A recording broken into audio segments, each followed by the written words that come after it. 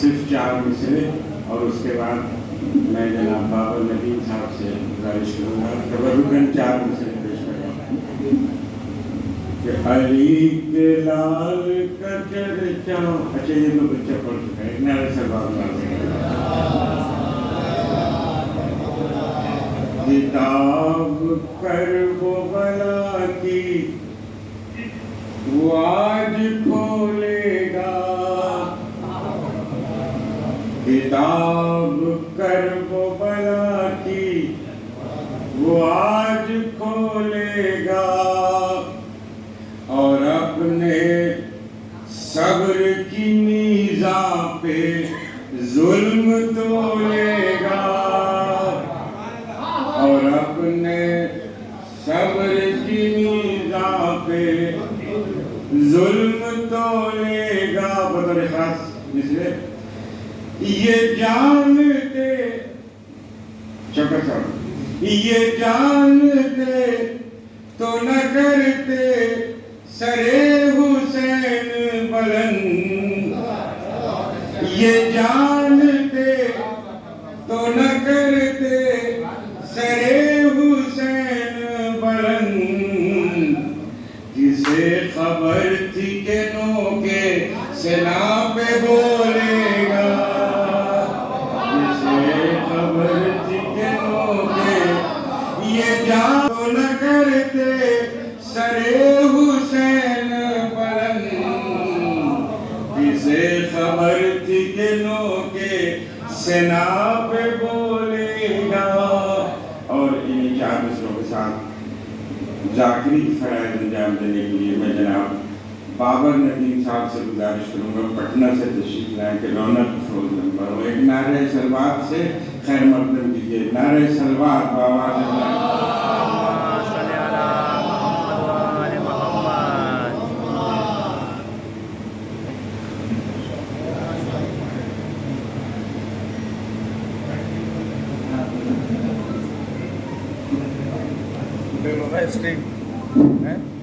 نہیں اسکرین کر رہا ہوں.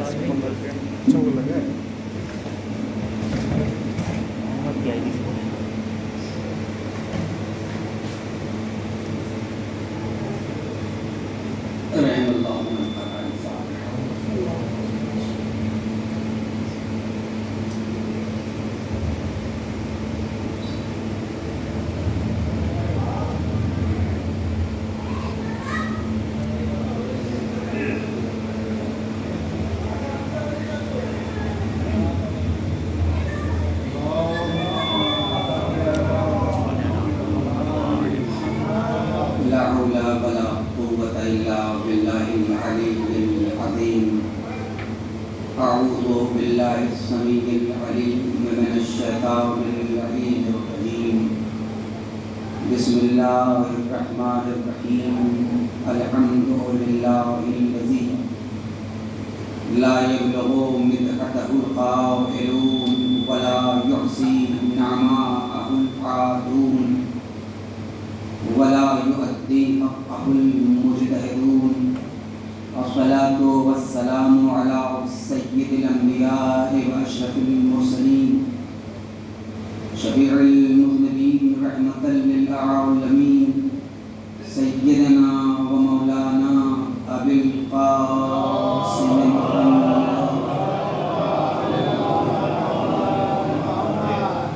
صلى الله عليه وآله الطيبين الطاهرين الغر الميامين المعصومين الذين أذهب الله عنهم الرجس وطهرهم تطهيرا. اللهم صل على محمد وآل محمد. أما بعد فقد قال الله الحكيم في القرآن الكريم. بسم الله الرحمن الرحيم. والذي بعث في الأميين رسولا منهم يتلو عليهم آياته ويزكيهم ويعلمهم الكتاب والحكمة وإن كانوا من قبل لفي ضلال مبين.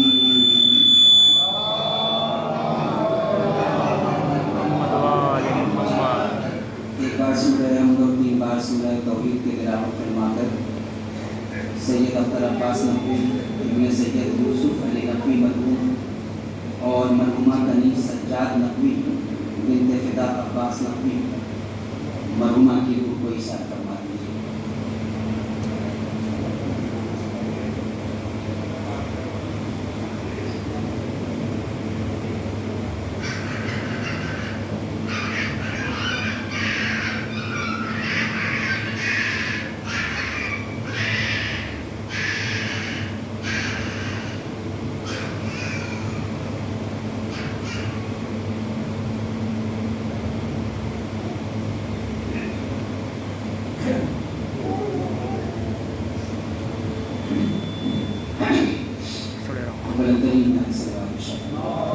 اللہم صلی علی محمد و آل محمد۔ شاعر اہل بیت جناب انور کمال صاحب کے رضا خوانی میں یہ مجلس عظام منعقد ہو رہی ہے۔ آپ حضرات کی والہانہ شرکت جہاں ایک طرف عشق خدا، عشق رسول اور عشق آل رسول سے بے پناہ حقیقت کا ثبوت ہے، وہیں دوسری طرف شاعر اہل بیت کی قدر و منزلت کی بھی دلیل ہے۔ جب کسی صاحب کمال کے نام کے ساتھ اہل بیت کی نسبت وابستہ ہو جاتی ہے تو اس نسبت کے سامنے پھر دنیا کے کسی اعزاز، کسی لقب اور کسی مرتبے کی کوئی حیثیت نہیں ہوتی۔ اور یہ بات میں نہ تو عقیدے کی بنیاد پر کہہ رہا ہوں، نہ عقیدت کی بنیاد پر کہہ رہا ہوں اور نہ خطابت کی بنیاد پہ کہہ رہا ہوں، اس لیے کہ خطابت میں بھی خطیب بے سر پیر کے نقطے نکالنے کی گنجائش پیدا کر لیتا ہے، لیکن حقیقت میں حقیقت کے سوا کچھ نہیں ہوتا۔ اور یہ حقیقت ہے، حقیقت واقعہ ہے کہ جب اہل بیت کی نسبت لگ گئی تو پھر کسی نسبت کی اور کسی کمال کی کوئی حیثیت نہیں ہوتی۔ اور شاعر اہل بیت کا سب سے بڑا امتیاز یہ ہے، توجہ رکھیے گا، شاعر اہل بیت کا سب سے بڑا امتیاز یہ ہے کہ یہ اس کی ثنا کرتا ہے جو ممدوح خدا ہے۔ لیکن میری بات کو ضائع مت کیجیے گا، ایک شاعر اہل بیت اس کی ثنا کرتا ہے جو ممدوح خدا ہے، جس کی ثنا خدا کر رہا ہے، اس کی ثنا جب کوئی شاعر کرتا ہے تو وہ شاعر اہل بیت کہلاتا ہے۔ ایک سلوات پڑھیے محمد و آل محمد۔ اور اگر آپ کی سنجیدہ سماعتیں متوجہ ہیں تو میں ایک فقرہ عرض کروں، ایک بلند ترین سلوات اور پڑھیے۔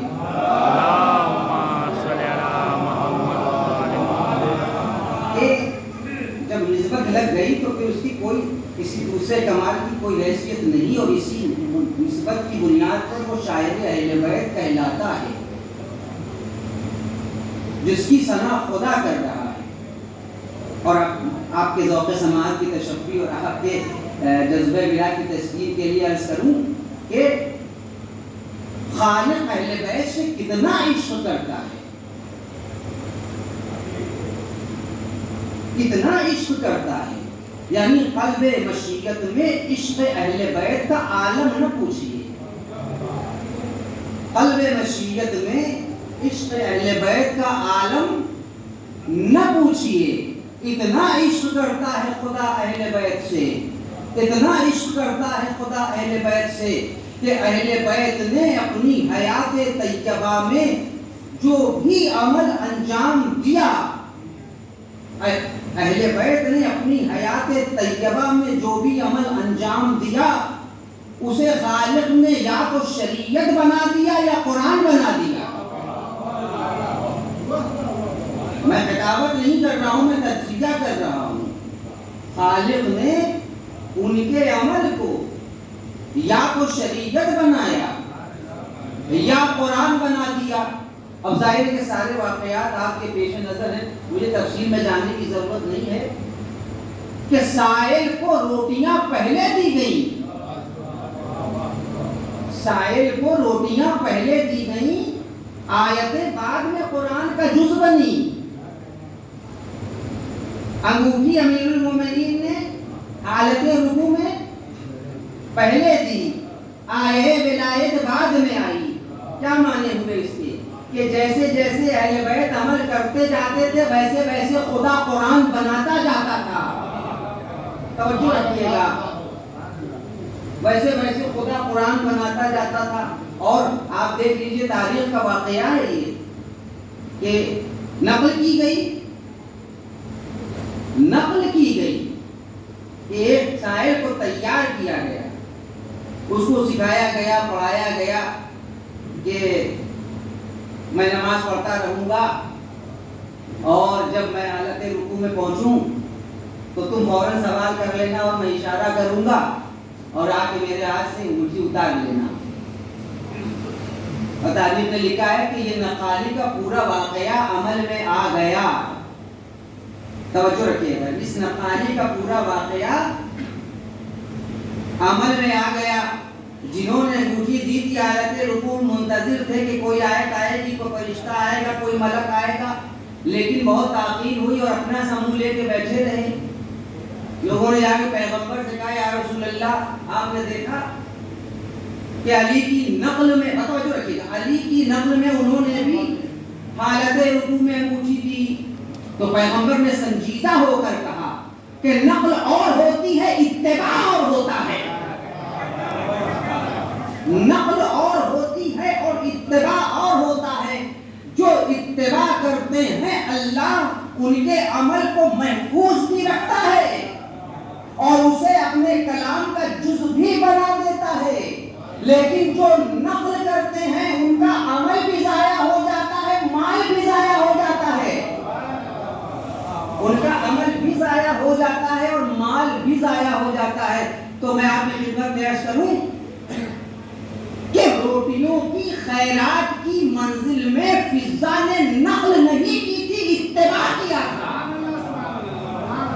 اتباع کیا تھا. اور یہی وجہ ہے کہ جو فضا نے روٹیاں دی تو شکریہ کے ساتھ قرآن مجید نے فضا کا بھی ذکر کر دیا. صلوات پڑھیے محمد علیہ محمد.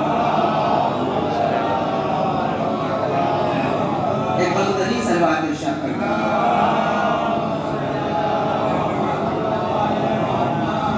شاعر اہل بیت کو آپ معمولی مت سمجھیے گا. تو ہمارے یہاں کہہ دیتے ہیں لوگ شاعر اہل بیت، شاعر اہل بیت، لیکن کیا ہے شاعر اہل بیت؟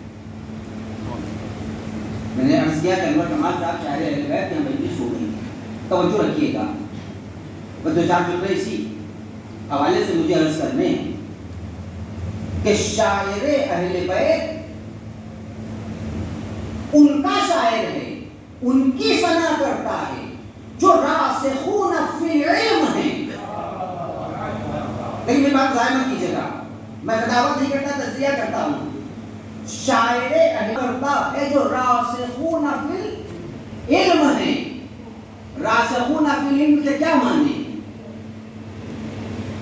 راسخون فی العلم کے کیا معنی ہے؟ جو میں نہیں سمجھ میں آیا میں عرض کروں گا کہ راسخون فی العلم کے معنی یہ ہے کہ شخصیت علم میں ڈوبی ہوئی نہیں ہے، علم شخصیت میں ڈوبا ہوا ہے.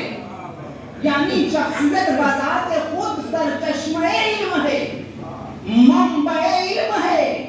اور یہ میں کسی خطابت کی بنیاد پر نہیں کہہ رہا ہوں، واقعہ ہے کہ امام تشریف فرما ہے، اصحاب کا حلقہ ہے اور ایک غیر عرب آ کر امام سے اپنی زبان میں گفتگو کر رہا ہے اور امام اس سے اسی کی زبان میں گفتگو رکھیے گا.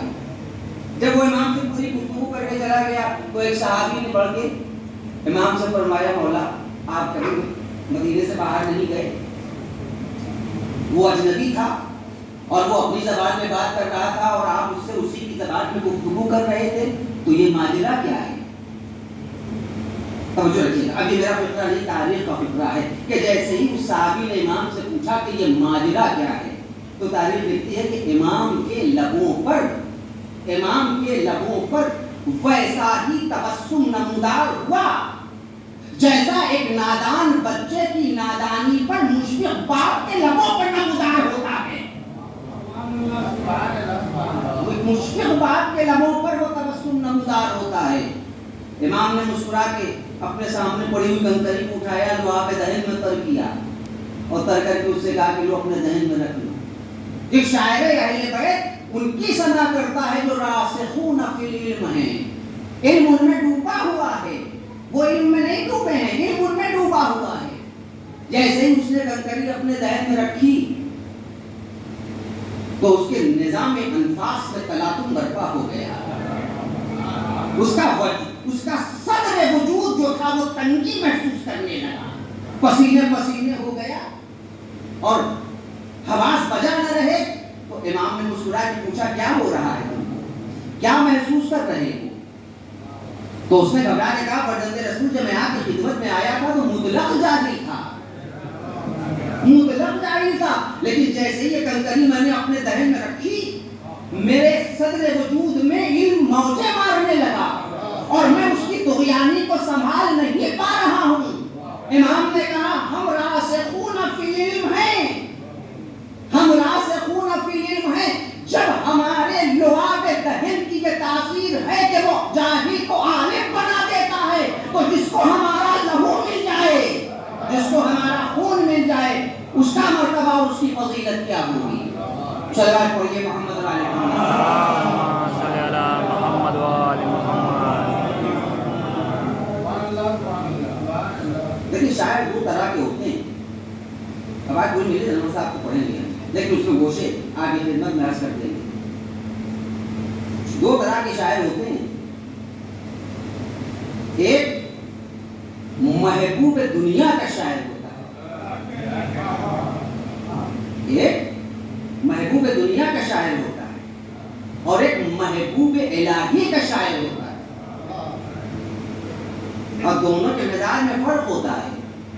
محبوب دنیا کا شاعر جب اپنے محبوب کی تعریف کرتا ہے تو اس کے ظاہری جمال میں اتنا مہو ہو جاتا ہے کہ وہ اپنے محبوب کا نقش و کمال دیکھ ہی نہیں پاتا، اپنے محبوب کا نقش و کمال نہیں دیکھ پاتا۔ کبھی اس کی ریشمی زلفوں میں الجھ جاتا ہے، کبھی اس کی نیم باز آنکھوں سے مدہوش ہو جاتا ہے، کبھی اس کے رخساروں کی تپش سے جو ہے وہ خاکستر ہو جاتا ہے، کبھی اس کے لبوں کی جو گرمی ہوتی ہے اس سے وہ بدحواس ہو جاتا ہے۔ تو جب محبوب دنیا کا شاعر اپنے محبوب کی ثنا کرتا ہے تو اس کے ظاہری حسن و جمال میں اتنا مہو ہو جاتا ہے کہ اپنے محبوب کا نقش و کمال اس کو دکھائی نہیں دیتا۔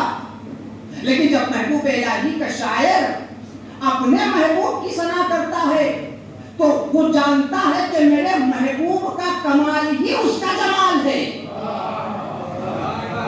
میرے محبوب کا کمال ہی اس کا جمال ہے۔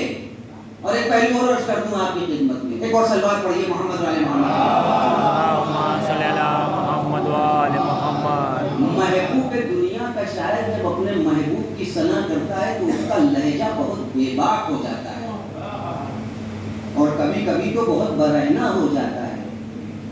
اگر واقعی تہذیب مجلس اور وقار منبر پیش نظر نہ ہوتا تو بہت سے اشعار اس سلسلے میں پیش کیے جا سکتے تھے، لیکن میں اس پہلو سے صرف نظر کرتے ہوئے مجھے محبوب الہی کے حوالے سے عرض کرنا ہے کہ محبوب دنیا کا شاعر جب اپنے محبوب کی ثنا کرتا ہے تو لہجہ برہنہ ہو جاتا ہے، لیکن جب محبوب الہی کا شاعر اپنے محبوب کی ثنا کرتا ہے تو اس کی جلالت قدر سے متاثر ہو کر پہلی ہی منزل پر یہ اقرار کر لیتا ہے کہ یہ بارگاہ ناز رسول عربی ہے، پلکوں کا جھپکنا بھی یہاں بے ادبی ہے،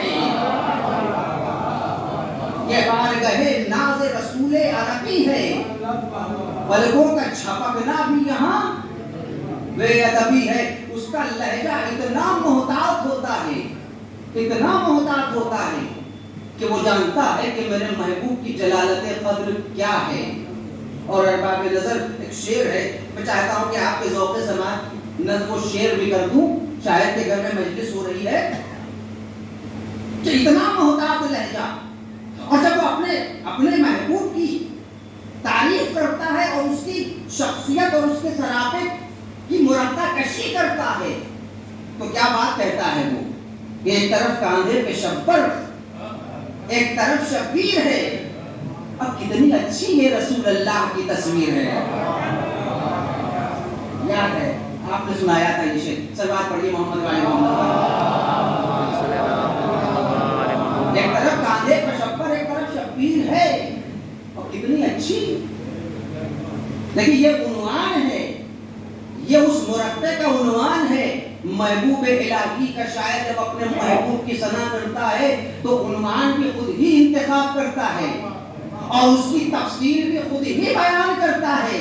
شاعر یہاں پر رک نہیں جاتا کہ کتنی اچھی یہ رسول اللہ کی تصویر ہے، بلکہ آگے بڑھ کے کہتا ہے کہ دو سوار دوش رسول پر بلغ العلا بکمال ہی. لیکن میری بات کو ضائع مت کیجیے گا. دو سوار دوش رسول پر بلغ العلا بکمال ہی. کوئی شمس ہے کوئی ہے قمر، کشفت دجا بجمال ہی. ہے علی و فاطمہ خود شیعت، افضلت جمیل و خصال ہی. تہے کسا شہید پہلو پر صلو علیہ وآلہ. ایک اور سلوات پڑھیے. مجتہد، توجہ رکھیے گا، یہ صفت یہ کمال، یہ صفت یہ کمال شاعر اہل بیت کا ہے کہ وہ اپنی حیثیت میں، توجہ رکھیے گا، وہ اپنی حیثیت میں مجتہد سخن ہوتا ہے. شاعر اہل بیت کی بات کر رہا ہوں میں محبوب دنیا کے شاعر کی بات نہیں کر رہا ہوں، میں شاعر اہل بیت کی بات کر رہا ہوں. شاعر اہل بیت اپنی ذات میں، اپنے کمال میں مجتہد سخن ہوتا ہے. بہت سنا ہے یہ لفظ آپ نے، مجتہد مجتہد مجتہد مجتہد. کیا معنی ہے اس کے؟ میں چاہتا ہوں کہ دو فکروں میں اس کے معنی بھی، اس کی تھوڑی سی مختصر سی تفصیل پیش کر دوں آپ کی خدمت میں. مجتہد کے معنی کیا ہیں؟ مجتہد کے معنی کیا ہیں؟ مجتہد کے معنی یہ ہیں کہ ایک شخص، وہ توجہ رکھیے گا، ایک شخص اپنی دانشوری کو علم قرآن میں ڈبو کر حقائق کا انکشاف کر لے. میری بات پہنچ جائے تو رد عمل کا اظہار بھی کر دیجیے گا. ایک شخص اپنی دانشوری کو علم قرآن میں غرق کر کے حقائق کا انکشاف کر لے، یہ ہے ایک جز. اور دوسرا جز یہ ہے کہ وہی شخص احادیث میں اپنی فکر اور اپنے خیال کو ڈبو کر گوہر حقائق کو دستیاب کر لے، گوہر حقائق کو دستیاب کر لے. اب اگر ان دونوں فکروں کے امتزاجی نتیجے کو اگر آپ دیکھنا چاہیں تو آپ کے سامنے سراپا شاعر اہل بیت ہوتا ہے. وہ مجتہد سخن ہوتا ہے جس کی ثنا کرتا ہے قرآن کے اعتبار سے کرتا ہے، حدیث کے اعتبار سے کرتا ہے. توجہ رکھیے گا، شاعر اہل بیت بے سر پیر کی گفتگو نہیں کرتا. اس کے یہاں قرآن اور حدیث سے استنباط ہوتا ہے، اس کے یہاں قرآن اور حدیث سے استنباط ہوتا ہے. اور میں آپ کی خدمت میں دو مثالیں پیش کروں کہ جناب بلال کو آپ بحیثیت غلام کے جانتے ہیں لیکن بحیثیت شاعر کے نہیں جانتے. جناب بلال اپنے وقت کے مداح اہل بیت تھے، اس بنیاد پر ان کو مجتہد سخن کہا جانا چاہیے. توجہ رکھیے گا، مجتہد سخن، مجتہد یعنی انکشاف کر لے، قرآن میں اپنی دانشوری کو ڈبو کر، احادیث میں اپنی فکر کو غرق کر کے گوہر حقائق کو دستیاب کر لے۔ جب بلال در زہرا پر آئے، توجہ رکھیے گا کس طرح سے حقائق کو بلال نے دستیاب کیا۔ در زہرا پر آئے، بی بی نے کہا بہت دن کے بعد آئے ہو، ایک مرتبہ اپنی آواز اذان سنا دو۔ تو فرمایا کہ شہزادی میری مجال نہیں تھی کہ میں آپ کی خواہش کو اور آپ کی طلب کو رد کر دیتا، مگر میرے ساتھ مجبوری یہ ہے کہ میں نے آپ کے بابا کی قسم کھائی ہے کہ اب کبھی اذان نہ کہوں گا، اب کبھی اذان نہ کہوں گا۔ تو جب حضرت زہرا نے جب بلال نے بابا کا حوالہ دے دیا تھا تو احتراماً شہزادی کو خاموش ہو جانا چاہیے تھا، لیکن طالب کا فکر ہے کہ شہزادی خاموش نہیں ہوئی۔ جیسے ہی بلال نے کہا میں نے آپ کے بابا کی قسم کھائی ہے کہ اب کبھی اذان نہیں کہوں گا، تو بی بی نے پورے اعتماد کے ساتھ ارشاد فرمایا کہ بلال بابا کی قسم کھائی ہے مگر میں تمہیں حکم دیتی ہوں، میں تمہیں حکم دیتی ہوں کہ ایک مرتبہ اپنی آواز اذان سنا دو۔ ادھر سے راسخون فی العلم کا سخن چلا، ادھر سے مجتہد سخن نے ایک لمحے کے توقف میں یہ فیصلہ کر لیا کہ حکم فاطمہ حکم رسول ہے، اس لیے کہ فاطمہ جزء رسالت ہے۔ جن کی قسم کھا کے میں نے اذان کو ترک کیا تھا، انہیں کے حکم سے اب اذان کہی جائے گی۔ صلوات پڑھیے محمد علیہ ایک بلندرین صلوات ارشاد صلی علی محمد و انہیں آل کے حکم سے اب محمد۔ اذان کہی جائے گی۔ کیا بات ہے حضور، انہیں کے حکم سے اذان کہی جائے گی۔ نہیں دوسری مثال بھی ہے، اور وہ تو واقعی شاعر تھا۔ جب ہشام نے کہا میں نہیں جانتا، مجھے نہیں پتا، مجھے نہیں پتا، اس نے بڑھ کے کہا کہ تمہاری حیثیت کیا ہے، تمہاری اوقات کیا ہے، تمہاری اوقات کیا ہے۔ جیسے ہی ہشام نے کہا کہ میں نہیں جانتا، بھائی فقرہ فرزدق کی سماعت میں پیوست ہوا، اسی لمحے کے توقف میں فرزدق نے یہ فیصلہ کیا کہ اگر خاموش رہ گیا تو میرا کردار اجر رسالت کی ادائیگی میں ناقص رہ جائے گا، میرا کردار اجر رسالت کی ادائیگی میں ناقص رہ جائے گا۔ اس نے کہا کہ میں نہیں جانتا، تو فرزدق نے مسکرا کے کہا اگر تم نہیں جانتے تو تمہاری حیثیت کیا ہے؟ یہ وہ ہے کہ جسے یہ کعبہ پہچانتا ہے، جسے منا پہچانتا ہے، جسے زمزم پہچانتا ہے۔ اور دیکھو صرف کعبہ، منا اور زمزم ہی نہیں پہچانتا، حرم بھی پہچانتا ہے، ہل بھی پہچانتا ہے۔ صلوات پڑھیے محمد والے ارباب نظر شاعر اہل بیت کو معمولی مت سمجھیے گا، اور شاعر اہل بیت کبھی اپنی اقدار کا سودا نہیں کرتا، شاعر اہل بیت کبھی اپنی اقدار کا سودا نہیں کرتا، اور وہ شاعر اہل بیت ہو ہی نہیں سکتا جو اقدار کا سودا کر رہے ہیں۔ اس کے مزاج میں سودا گری ہوتی ہی نہیں ہے، اس کا مزاج تاجرانہ ہوتا ہی نہیں ہے۔ یہی وجہ تھی کہ جب فرزدق کو جیل خانے میں ڈال دیا گیا تو امام نے معلوم کروایا، جب پوچھو کہ حکومت کی طرف سے فرزدق کو کتنا پیسہ ملتا تھا، کتنا پیسہ ملتا تھا؟ معلوم ہوا کہ 1000 دینار سالانہ، 1000 دینار سالانہ۔ شاعر اہل بیت کس کی ثنا کرتا ہے؟ میں نے عرض کی راسخون فی العلم کی، ان کی ثنا کرتا، ممدوح خدا ہے۔ تو یہ کوئی معمولی شخصیت تو ہے نہیں جن کی خدا ثنا کر رہا ہے، جو بذات خود راسخون فی العلم ہیں۔ معلوم ہوا کہ 1000 دینار ملتے ہیں، 1000 دینار ملتے ہیں۔ امام نے 40,000 دینار بھجوائے۔ 40,000 دینار کے معنی کیا ہوئے؟ 40 سال کا وظیفہ،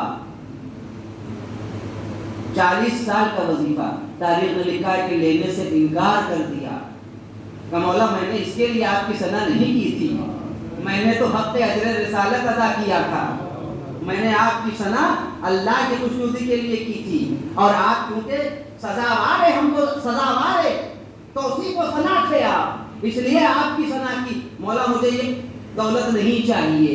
تو امام نے فرمایا میرا حکم ہے کہ تم اس کو رکھو.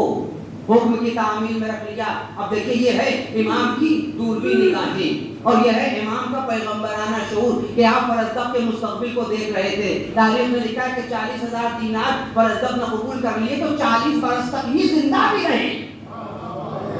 صلوات پڑھیے محمد و آل محمد. ایک بار کلی صلوات ارشاد کریں. 40 برس تک زندہ رہے تو شاید یہ بات کبھی اپنے اقدار کا سودا نہیں کرتا. اس لیے کہ راسخون فی العلم اور ممدوح خدا اس کے ذات کو اتنا آسودہ کر دیتا ہے، اتنا ظرف آسودہ ہو جاتا ہے کہ پھر کائنات کی کسی بھی شے کو اتنی اہمیت دیتا ہی نہیں ہے. ان کے دامن سے وابستہ ہو جائے، ان کی نسبت اس کے ساتھ لگ جائے، اس کا ظرف تو آٹومیٹکلی اتنا آسودہ ہو جاتا ہے.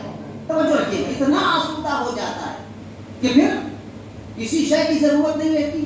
حق یہ ہے کہ جو ان کے دامن سے متمسک ہو گئے، ان کی صحبت میں جنہوں نے زندگی گزاری، ان کے ظرف کو انہوں نے اتنا آسودہ کر دیا کہ لوگ غلامی سے پیچھا چھڑاتے تھے، انہوں نے آزادی پر غلامی کو ترجیح دے دی. انہوں نے آزادی پر غلامی کو ترجیح دی کہ نہیں، دنیا کی آزادی سے ان کی غلامی بدرجہ بہتر ہے. توجہ رکھیے گا، بدرجہ بہتر ہے.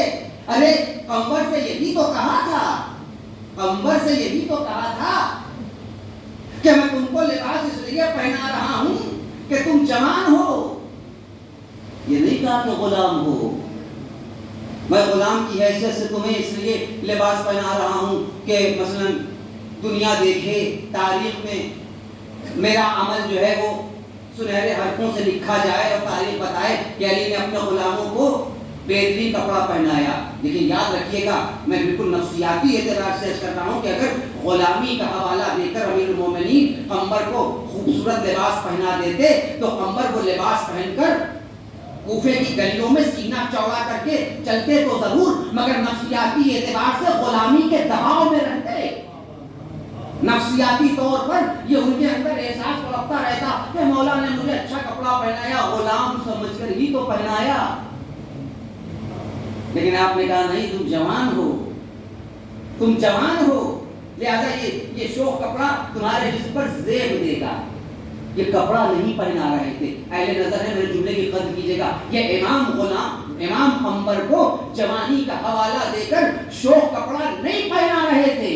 یہ امام قمر کے ظرف کو آسودہ کر رہے تھے، ظرف کو آسودہ کر رہے تھے. اور صرف یہی ایک منزل نہیں، بہت سی منزلیں ہیں. یہ تو میں نے نمایاں طور پر ایک منزل آپ کے سامنے پیش کر دی. امیر المومنین کی صحبت میں رہ کے قمر کا ظرف اتنا آسودہ ہو گیا کہ جب سائل نے روٹیوں کا مطالبہ کیا تو حضرت نے فرمایا کہ دے دو روٹیاں. کہا مولا روٹیاں تو بوروں میں بھری ہوئی ہے. کہا بورا عطا کرو. کہا بورا اونٹ کی پیٹھ پر ہے. کہا اونٹ بھی دے دو. کہا اونٹ قطار میں چل رہا ہے. کہا قطار بھی دے دو. توجہ رکھیے گا، کتنا ظرف کو آسودہ کیا ہے اپنے غلاموں کے. کہا اونٹ کی قطار بھی دے دو. مہار تھامے ہوئے قمر چل رہے تھے سینہ چوڑا کر کے. جیسے ہی سنا کہ میرے مولا نے قطاروں کو سائل کے حوالے کرنے کا ارادہ کر دیا ہے، مہار ناقہ چھوڑ کے ہٹ گئے. یہ علی کا باشعور غلام تھا، یہ علی کا باشعور غلام تھا. اس نے مہار ناقہ چھوڑ کر ہمارے لیے تعلیم کا ایک ذریعہ فراہم کر دیا کہ اگر کبھی زندگی میں ایسی منزل آ جائے تو ہماری طرح تم مہار ناقہ چھوڑ کے ہٹ جانا، اس لیے کہ ان کی غلامی سے بہتر دنیا کی آزادی نہیں ہو سکتی. ہٹ گئے چھوڑ کے ناقہ. امام نے دیکھ لیا، مسکرائے، بلایا، ہنسنے لگے. کہا ارے تم نے مہار ناقہ کیوں چھوڑ دی؟ تو اب یہ تاریخ کا بندہ ہے تو مسکرا کے کہا کہ جس طرح سے آپ نے قطار دینے کا ارادہ کیا تھا، بس اسی بنیاد پر میں نے معیار چھوڑ دی، اس لیے کہ آپ کی صحبت میں رہ کر میرا شعور اتنا بالیدہ ہو گیا ہے کہ میں جانتا ہوں کہ جب آپ کا دریائے سخاوت جوش پر ہو تو اس کی زد پر رہنا عقل مندی کا کام نہیں ہے۔ سلام پڑھیے محمد علی محمد، ایک بار کریے صلوات ارشاد فرمائیے۔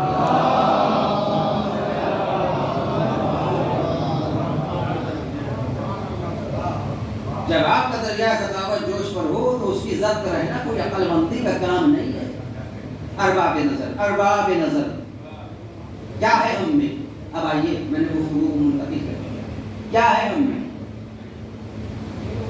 معاف کیجیے گا، تب بات ہو جائے لیکن کہنا ضروری ہے، کچھ نہیں جانتے ہیں۔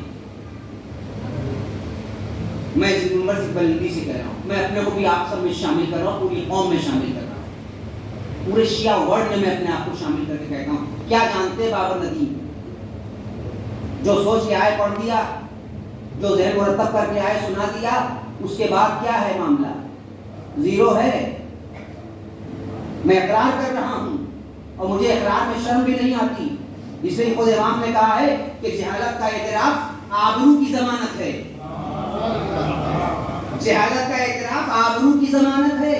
تو مجھے جیسے اپنی آبرو عزیز ہے اس لیے اقرار جہالت کرتا ہوں، اسی طرح سے قوم کی ہر فرد کی ذمہ داری۔ کیا جانتے ہیں ہم؟ کیا جانتے ہیں ہم؟ خواب دیکھا، جلوس نکالنے لگے،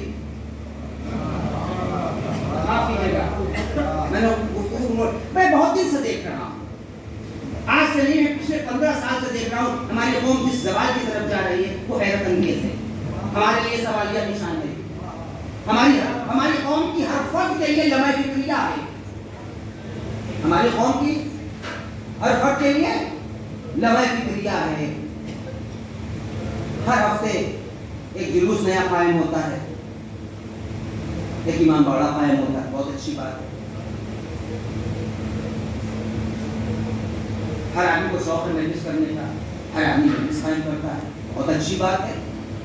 تو انجمنیں ٹوٹتی ہیں، پھر ایک دوسرے رسم ہو جاتی ہیں، بکھرتی ہیں، پھر ان کا شیرازہ جو ہوتا ہے مرتب ہو جاتا ہے، ایک زمانے سے چل رہا ہے۔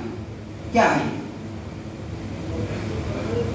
کیا صرف تعلیمات اہل بیت اور فلسفے جہاد کربلا میں مجلس شامل ہے، جلوس شامل ہے؟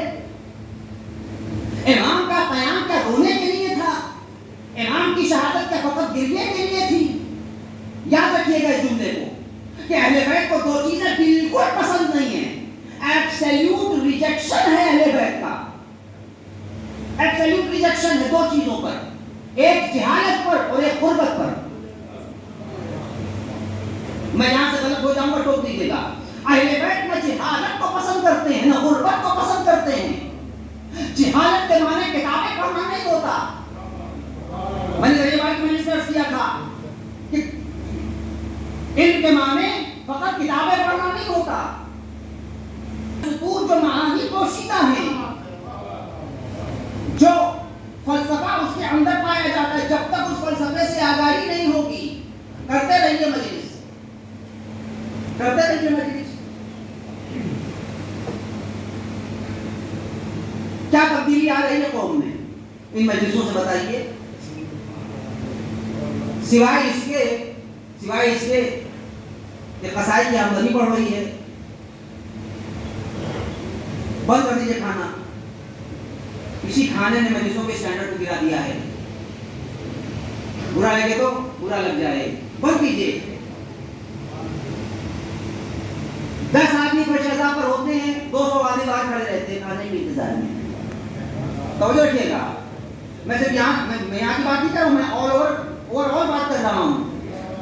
جہاں جائیے آپ، کیا ہے بھائی؟ سب سے پہلا سوال یہ ہوتا ہے، آج وہاں بریانی ہے، وہاں کباب پراٹھا ہے، چلیے وہاں 2 گوشت کے لوگ آتے ہیں، اور حدی ہو گئی کہ لوگوں کے نام کے آگے صفت بھی لگ جاتی ہے،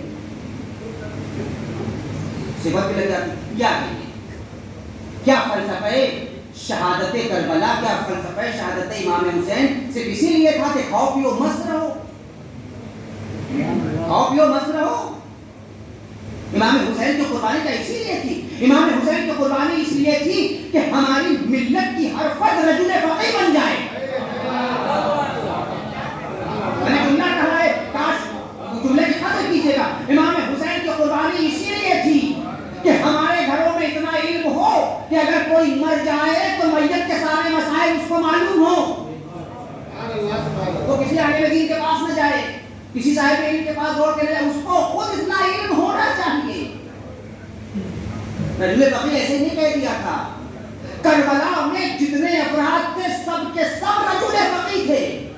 میں ایک معنوی بات کہنے جا رہا ہوں، جتنے کربلا میں تھے سب کے سب رجل فقیہ تھے۔ رجل فقیہ کا مطلب کیا ہوا؟ ابھی میں نے عرض کیا، مجتہد سخن، قرآن اور حدیث سے استنباط کر کے وہ حقائق کا انکشاف کر لے۔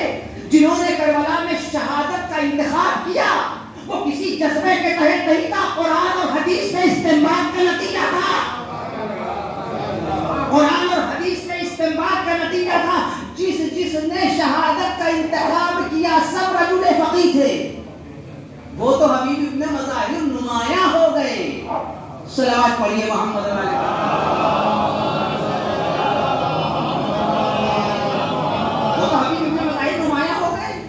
کہ وہ خط لکھ دیا امام نے تو وہ خط منظر عام پر آ گئے، نمایاں ہو گئے۔ کہاں جا رہی ہے ہم نے کیا سیکھا؟ فلسفہ شہادت کربلا سے، جہاد امام حسین سے کیا سیکھا، اس قربانی سے کیا؟ اب شاید میں کہیں کسی سے بات کر رہا ہوں، ایک صاحب نے خواب میں دیکھا، توجہ رکھیے گا لیکن یہ سب کے لیے ہے۔ ایک صاحب نے خواب میں دیکھا کہ جلوس نکال رہے ہیں، دوڑ مولانا کے پاس آئے، کہیں حضور تعبیر دے دیجیے، کل شب میں خواب دیکھا ہے جلوس نکال رہے ہیں، دنا بھی ہے، تابوت بھی ہے، علم بھی ہے۔ تو انہوں نے فرمایا کہ یہ بتائیے کہ جب آپ سونے کا ارادہ کر رہے تھے تو کیا سوچ رہے تھے؟ تو انہوں نے یہی سب سوچ رہے ہیں، علم ہے، تابوت ہے، دنا ہے، تازیہ ہے۔ کربلا، توجہ رکھیے گا، اس وقت ذہن میرا کہیں اور گردش کر رہا ہے۔ کربلا مشیت کے انتخاب کا نام ہے، مہابھارت نہیں ہے، رامائن نہیں ہے۔ ہر فرد کی ذمہ داری ہے کہ اس سرمایہ کو ان تمام چیزوں سے محفوظ رکھے۔ مشیت کے منصوبے کا نام کربلا ہے، قدرت کے منشور کا نام کربلا ہے، کوئی مہابھارت نہیں ہے۔ مولانا خواب میں دیکھا، کیا سوچ کے سوئے تھے؟ یہی سب سوچ رہے تھے۔ تو آپ نے فرمایا کہ آپ کا خواب خواب ابراہیم تھوڑی ہے، آپ جو سوچ کے سو رہے تھے، آپ جو سوچ رہے تھے وہی آپ کو خواب میں نظر آ گیا۔ جائیے اب بزر ہیں کہ کسی صورت سے مولانا ہاں کر دیں تو فوراً کرم جلوس نکال دیں۔ جب دیکھا کہ مولانا دیکھا کہ پریشر ان کا بہت زیادہ ہو رہا ہے تو انہوں نے فرمایا کہ اچھا ٹھیک ہے، جب آپ اتنا ہی بے چین جب یہ قرار طرف رہے ہیں جلوس نکالنے کے لیے تو ایسا ہے کہ یہ کوئی معمولی واقعہ تو ہے نہیں، یہ کوئی معمولی واقعہ تو ہے نہیں، آپ نے جلوس دیکھا ہے خواب میں، تو اب اس کی تعبیر کے لیے مجھے سوچنا پڑے گا۔ لہٰذا آپ کا صبح تشریف لائیے گا، نماز صبح کے بعد میں آپ کو تعبیر دے دوں گا۔ رات بھر کہاں کس کو نیند آتی ہے؟ جلوس نکالنا ہے، جلوس نکالنے کا سب کو شوق ہے، جلوس لفظ استعمال کر رہا ہوں، جلوس قائم کرنے کا ہمیں بھی جلوس نکالتا ہے، جلوس نکالنے کا سب کو، جلوس قائم کرنے کا سب کو اشتیاق ہے۔ کبھی کسی کے ذہن میں یہ بات نہیں آئی کہ قوم کے لیے ایک لائبریری قائم کر دی جائے؟ ملت کے نوجوانوں کے لیے ایک لائبریری بنا دی جائے، جلوس کے لیے سب چندہ لینے کے لیے نکل جاتے ہیں، چندہ لینے، ارے لائبریری کے قیام کے لیے چندہ لیجیے، ان کو فروغ ہوگا۔ اور یہی مطمع نظر تھا امام حسین کا کہ ہماری ملت ہماری شہادت کا فلسفہ سمجھنے والے اور ہماری مصیبت پر رونے والے صاحبان علم ہوں۔ صبح صبح آ گئے، جیسے کالج مولانا سر پکڑے ہوئے بیٹھے تھے، میں مولانا کیا ہو گیا؟ میں تعبیر لینے آیا تھا، آپ نے ایسے خواب بیان کر دیا کہ مسئلہ پیدا ہو گیا۔ اس کا مولانا کیا مسئلہ پیدا ہو؟ کہا اس سے پہلے کہ میں آپ کو آپ کی خواب کی تعبیر دوں، پہلے آپ میرا خواب سن لیجیے۔ سمجھ رکھیے، دیکھیے قوم کی حالت کیا ہے۔ میں نے وزارت صاحب کے مجلس میں یہ بات کہی تھی، ایک سلوات پڑھی محمد والے محمد۔ وزارت صاحب کے میں نے یہ حوالہ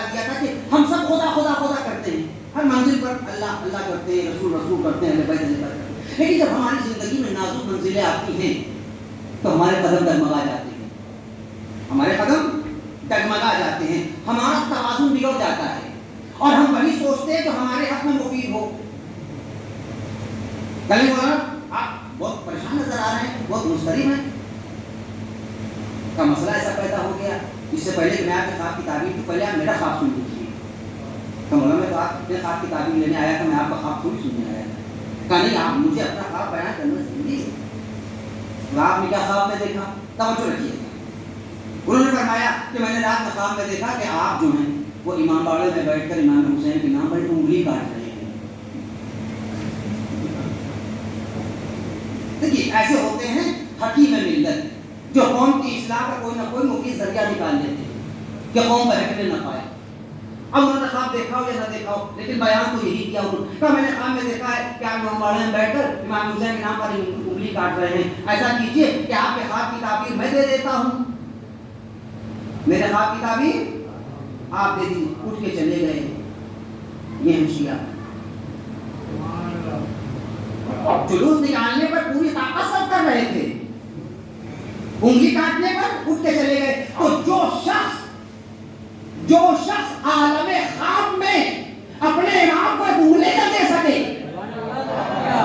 اس کو الاجل کہنے کا حق کہاں سے پیدا ہو گیا؟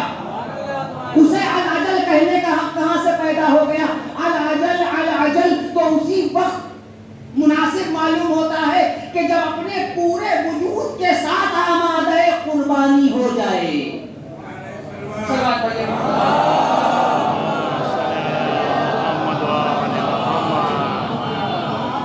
اپنے پورے وجود کے ساتھ، معاف کیجیے گا اگر کوئی بات بری لگ جائے تو، میں نے ایک فکری بات کہی ہے، ایک اصلاحی بات کہی ہے، اور یہ بات کہنا ضروری بھی تھا کہ جلوس بہت قائم ہو چکے، لائبریری قائم کیجیے، کتب خانہ قائم کیجیے، نہیں اس کے لیے بھی کوشش کیجیے، آئیں گے آپ رغبت دلائیے، کیوں؟ کیونکہ دلچسپی نہیں ہے علم سے۔ میں سامنے نوجوان بیٹھے ہوئے، میں ان سے پوچھ رہا ہوں بتائیے کتنا وقت اپنے مطالعے کو آپ دیتے ہیں؟ ہمارے پاس ایسی کتابیں موجود ہیں، ہمارے پاس ایسے صحیفے موجود ہیں کہ اگر ان صحیفوں کو مسلسل انسان اپنے مطالعے میں رکھے تو بہت بڑا ادیب بن جائے گا، بہت بڑا ادیب بن جائے گا۔ اس کے پاس زبان بھی آ جائے گی، اس کے پاس میٹر بھی آ جائے گا، اس کے پاس لفظیں بھی آ جائیں گی، بہترین خطیب بن جائے گا، بہترین شاعر بن جائے گا۔ وہ کتابیں کون سی ہیں؟ سب کے گھروں میں موجود ہیں۔ سب سے پہلی کتاب تو قرآن ہی ہے، پڑھیے قرآن، پڑھیے قرآن، عربی عبارت بند کر دیجیے پڑھنا۔ آج میں اعلان کر رہا ہوں، میں تعلیم دے رہا ہوں، میں راستہ دکھا رہا ہوں، عربی عبارت بند کر دیجیے پڑھنا، سمجھ نہیں آتی کسی کے، خدا وہی ثواب دے گا آپ کو ترجمہ پڑھنے پر بھی، اور جب ترجمہ پڑھیے گا تو آپ کے علم میں اضافہ ہوگا، آپ کے ذہن کی رکھیں کھلیں گی، آپ کو یہ پتا چلے گا کہ آپ کا خالق آپ سے کہنا کیا چاہتا ہے۔ جب ہم کو یہی نہیں معلوم ہوگا کہ ہمارا خدا ہم سے کہنا کیا چاہتا ہے تو ہم اس کی معرفت کیسے حاصل کریں گے؟ ترجمہ پڑھیے۔ دوسری، شوق ہے تو پھر ابھی سیکھ لیجیے، دوسری کتاب ہے نہج البلاغہ، اردو کا ترجمہ پڑھیے۔ قیامت ہے، قیامت ہے، اگر کوئی اپنے مطالعے میں مسلسل ان کتابوں کو رکھے گا، صحیفہ کاملہ پڑھیے، آپ کو پتہ چلے گا۔ جب قرآن پڑھیے گا تو پتہ چلے گا آپ کا خالق آپ سے کیا کہنا چاہتا ہے، جب نہج البلاغہ پڑھیے گا تو پتہ چلے گا آپ کا امام آپ سے کیا کہنا چاہتا ہے، جب صحیفہ کاملہ پڑھیے گا تو پتہ چلے گا کہ بندے اور خدا کے درمیان رابطے کیسے ہونے چاہیے، بندے اور خدا کے درمیان ربط کیسا ہونا چاہیے۔ تو جب ہم کو یہ پتہ ہی نہیں ہوگا، معلوم ہی نہیں ہوگا، تو ہم لوگ کہتے رہے اللہ جل اللہ جل، یا اللہ، معرفت معرفت، سجدہ سجدہ، ایسے سجدہ قبول نہیں ہوتا اللہ کی بات۔ گیا شیطان مارا ایک سجدے کے نہ کرنے پر، اگر لاکھوں برس سجدے میں سر مارا تو کیا مارا؟ صلوات پڑھیے محمد علیہ محمد۔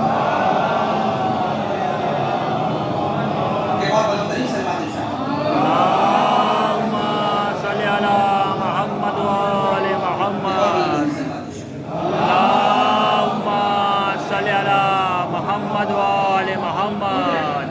اس جملے کو یاد رکھیے گا. کربلا مشیت کے منشور کرنا. کربلا مشیت کے منصوبے کرنا. دو چیزیں ہیں، ایک قدرت اور ایک حکمت.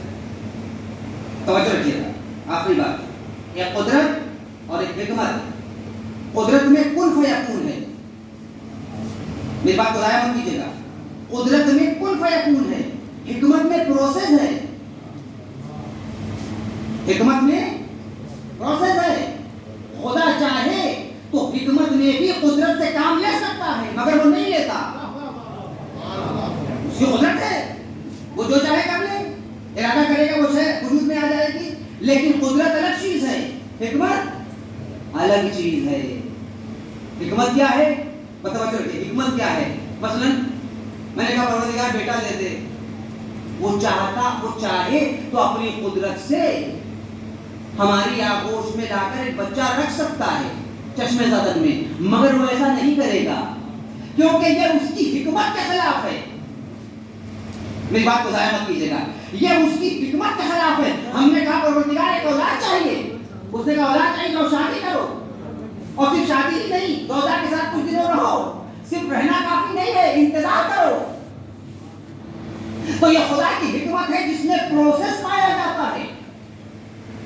کربلا خدا کی حکمت کا نام ہے، اور کربلا میں قدرت بھی ہے، حکمت بھی ہے. میں آپ کے ذہنوں کو منتقل کر رہا ہوں باب مسائل کی طرف. کربلا میں خدا کی قدرت بھی ہے، خدا کی حکمت بھی ہے. خدا نے کربلا میں پہلے اپنی حکمت سے کام لیا، اور جب حکمت کا پروسیس کمپلیٹ ہو گیا تو اس نے اپنی قدرت سے کام لینا شروع کیا. امام حسین سے کہا مدینے سے نکلو، اس لیے کہ اسی میں میری حکمت ہے. مکے آؤ، وہاں لوگوں کو متوجہ کرو، اور جب دیکھو کہ حالات متغیر ہیں تو وہاں سے نکلو. نکل کے کربلا پہنچو، اور کربلا میں جو میری حکمت کا تقاضا ہے اس کو پورا کرتے چلے جاؤ، کیونکہ بغیر پروسیس کے کربلا کمپلیٹ نہیں ہوگی. میں کربلا کی کمپلیٹ ہونے کے لیے اپنی قدرت کا نہیں، اپنی حکمت کا استعمال کرنا چاہتا ہوں.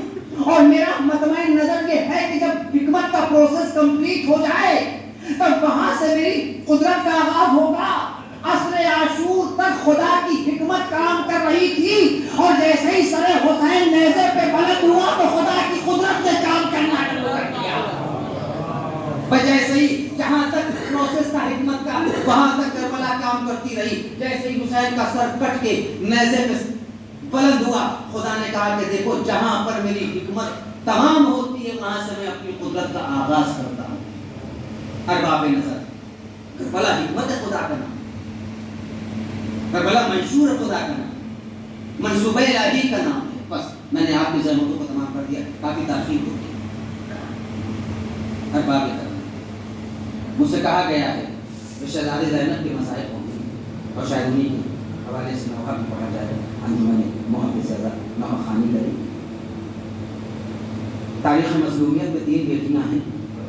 بس میں حلقہ مصائب میں آ گیا، اور میں چاہتا ہوں کہ آپ کی آوازیں بلند ہونا چاہیے. جس طرح باب فضائل میں آپ نے سبحان اللہ اور جزاک اللہ کی آوازیں بلند کی، اسی طرح باب مصائب میں بھی تہذیب مجلس کا تقاضا ہے کہ آوازیں بلند ہونی چاہیے. تاریخ مظلومیت میں 3 بیٹیاں ہم نے دیکھی، اور بڑی ہی مظلوم بیٹیاں. ایک نبی کی بیٹی زہرا، ایک علی کی بیٹی زینب، اور ایک حسین کی بیٹی سکینہ.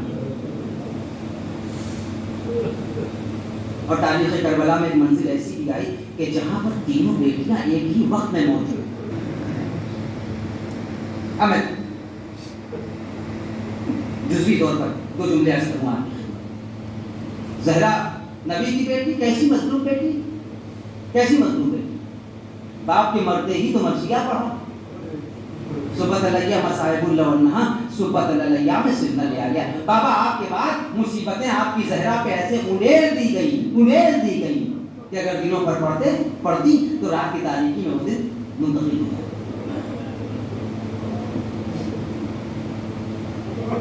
حسین کی بیٹی سکینہ بڑی مظلوم بچی تھی، بڑی مظلوم بیٹی، اور شاید خطیب کی زبان میں وہ اثر نہ ہو جو شاعر کی زبان میں اثر ہوتا ہے.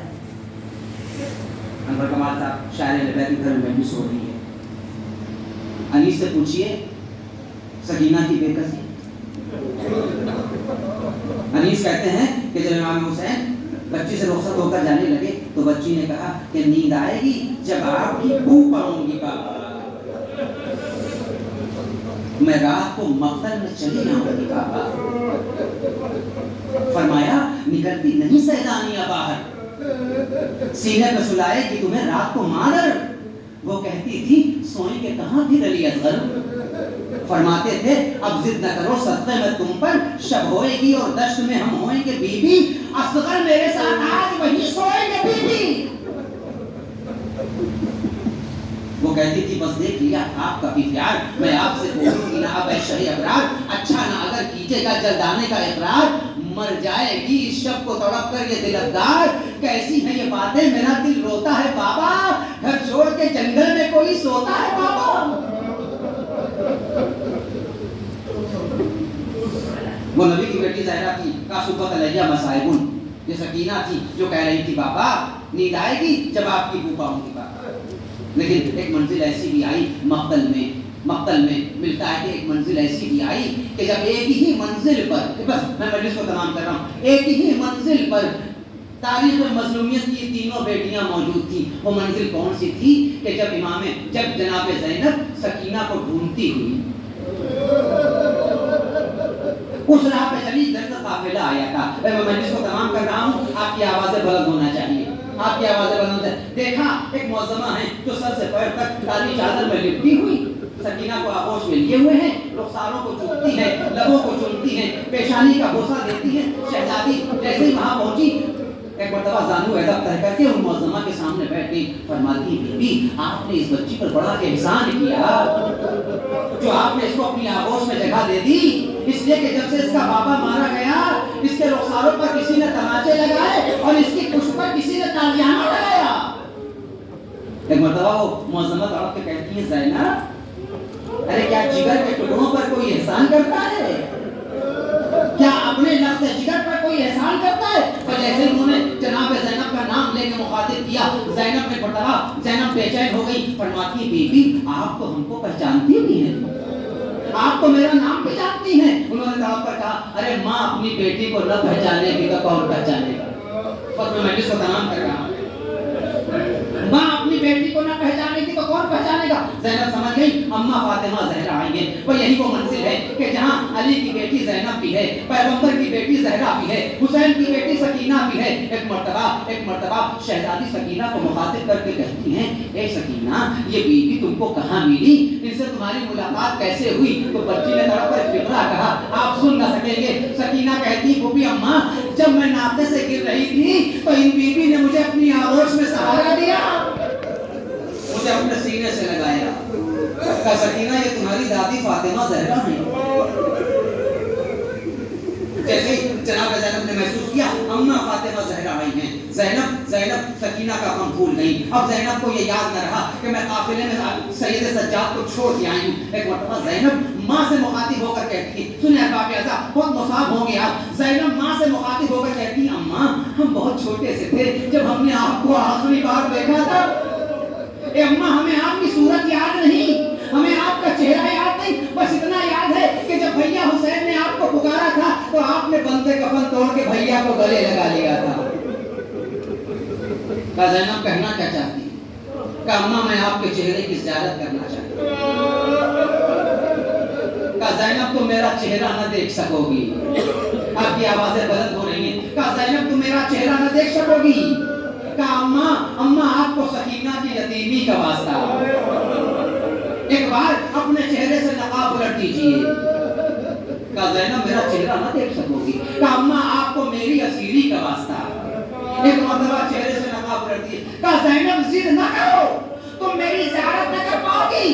کہا اماں آج بہت دن کے بعد ملاقات ہوئی ہے, میں آپ کی زیارت کر کے جاؤں گی. اس کے بعد فرماتی اماں میں نے آپ کو سکینہ کی یتیمی کا واسطہ دیا, آپ نے چہرے سے نقاب نہیں الٹا. میں نے آپ کو اپنی اسیری کا واسطہ دیا, آپ نے چہرے سے نقاب نہیں الٹا. مگر اماں میں آج آپ کا چہرہ دیکھ کے جاؤں گی. پھر فرماتی اماں آپ کو حسین کی مظلومیت کا واسطہ,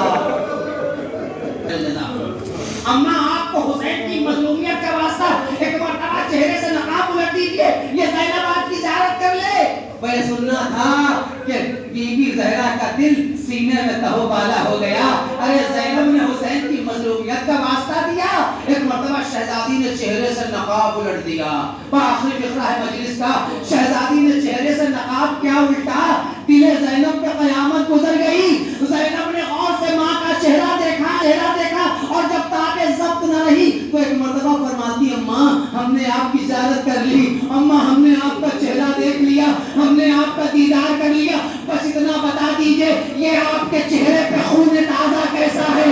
کہاں بیٹا میں کربلا سے آ رہی ہوں، ارے میں اس نشیب سے آ رہی ہوں جہاں میرا بچہ ذبح ہو رہا تھا، میرے زانوں پر حسین کا سر تھا، ظالم نے خنجر چلایا، میں نے اپنے بچے کا لہو اپنے چہرے پہ سیعلم الذین ظلموا ای منقلب ینقلبون انا للہ و انا الیہ راجعون۔ الہی بحق الزہرا و ابیہا و بعلہا و بنیہا۔ بارے رہا اس مجلس اعزاز کے ثواب کو ان مرحومین کی روحی بدبدو کو ایصال فرما دے جن کے ایصال ثواب کے لیے یہ مجلس اعزاز منعقد کی گئی ہے۔ جناب سید اختر عباس نقوی ابن سید یوسف علی نقوی مرحوم کنیز سجاد نقوی بنت فدا عباس نقوی مرحوم۔ باراللہ سے دعا ہے اس مجلس اعزاز کے تصدق میں، اس مجلس اعزاز کے حوالے سے دل بارگاہ میں دعا کہ ہم سب کی توفیقات میں اضافہ فرما۔ باراللہ ہمارے اندر شعور علم، شعور عزاداری اور شعور دین و مذہب کو بیدار کر۔ باراللہ ہم تجھ سے التجا کرتے ہیں کہ ہمارے اندر وہ دین، سچا دین کا شعور پیدا کر، ہماری توفیقات میں اضافہ کر۔ باراللہ جو مرحومین ہیں ان کی مغفرت فرما، ان کے درجات کو بلند فرما، ان کی لفظشوں سے درگزر فرما۔ باراللہ بالخصوص تجھ سے دعا ہے اس روئے زمین پر جہاں جہاں تیری مخلوق آباد ہے، بالخصوص مسلمان آباد، بالخصوص شیعہ اہل بیت آباد ہیں، ان سب کی عزت، مال، جان اور آبرو کی حفاظت فرما۔ باراللہ پرچم اسلام کو سر بلندی عطا کر۔ اس دنیا میں مسلمانوں کے خلاف جو سازشیں ہو رہی، باراللہ اپنی حکمت سے، اپنی قدرت سے ان تمام سازشوں کو ناکام کر اور پرچم اسلام کو سر بلندی عطا کر۔ آپ حضرات سے مزید مقامات سے کہ سورہ حمد اور سورہ 3 مرتبہ سورہ توحید کی تلاوت فرما کر سید اختر عباس نقوی ابن سید یوسف علی نقوی مرحومہ کنیز سجاد نقوی بنت فدا عباس نقوی کی عطا کو اشارہ فرمائیں۔